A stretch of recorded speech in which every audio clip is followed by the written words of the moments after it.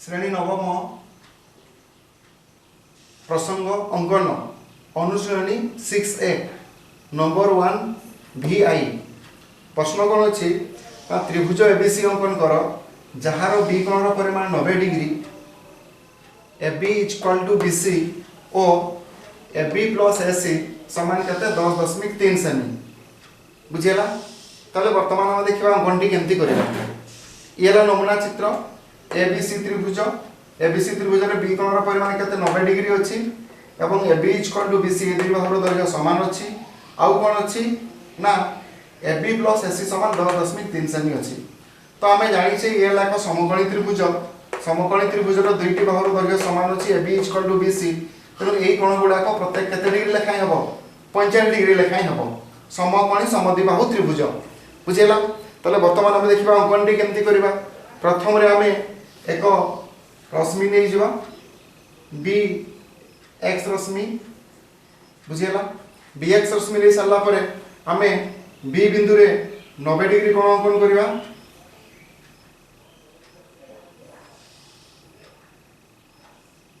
बुझेला B बिंदु रे हमें 90 डिग्री अंकन कर देले B बिंदु रे 90 डिग्री कोण अंकन कर सारला परे कोन करिबा ना ए जो AB प्लस AC समान 10.3 सेमी दिया हेची हमें B बिंदु रु 10.3 सेमी चाप नै BP अंकन करिबा बा P बिंदु चिन्हट करिबा बुझियला। एठी BP रो दैर्घ्य केते सेमी 10.3 सेमी एटा हमें 10.3 सेंटीमीटर कर देले बुझियला। BP हला 10.3 सेमी नेले। वर्तमान कोन करिबा P बिंदु रे हमें 22 डिग्री अधे केते करियो 22 डिग्री अधे कोन भाई ना एठी जेतु हमर 90 डिग्री अछि B कोणर परिमाण 90 डिग्री एवं A कोणर परिमाण 45 हबो C कोणर परिमाण 45 हबो A कोण एवं C कोणर परिमाण 45 डिग्री लेखाय पाइबा पई हेले हमकु एठी P बिंदु रे केते 22 डिग्री अधे करबा पई पड़िबो। अर्थात केमती 22 डिग्री अधे करबा प्रथम रे हमें 90 डिग्री कोण अंकन करबा एठी 90 डिग्री कोण अंकन करी किना कोण करबा पुनी ये 90 डिग्री होला हमें 90 डिग्री रो पुनी समद्विखंड को अंकन करबा बुझेला। हमें 90 डिग्री रो समद्विखंड को अंकन कर दबा ये हला 90 डिग्री रो समद्विखंड को 90 डिग्री रो समद्विखंड कला हम एटा केते पाई गेले 45 डिग्री पाई गेले पुनी 45 डिग्री को हमें समद्विखंड करबा एई जो चाप रहला एई चाप को हमें समद्विखंड करबा बुझेला। ताले ये पाई गेले हम केते डिग्री 45 डिग्री पाई गेले बुझेला।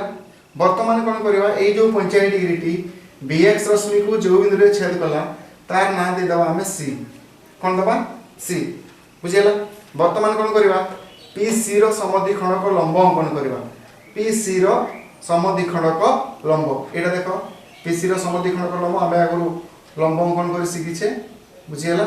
PC रो हमें समद्विखंड को लंब अंकन करबा एठी PC रो हमें समद्विखंड को लंब अंकन करतेले बुझेला कि नहीं। PC रो समद्विखंड को लंब अंकन करि सारला परे सीए PB को जो बिंदु रे छेद करिवो PC रो समद्विखंड को लंब PB को जो बिंदु रे छेद करिवो सेई बिंदु रो नाम A दे दबा कोन दबा A बुझेला।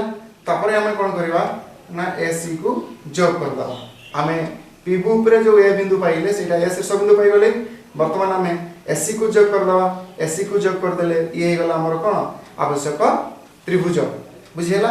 ताले त्रिभुज ABC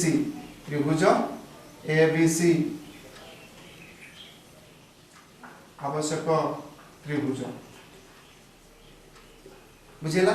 एही परि भाबे हमें नंबर 1 VI रो अंकन करि परिबा बुझेला।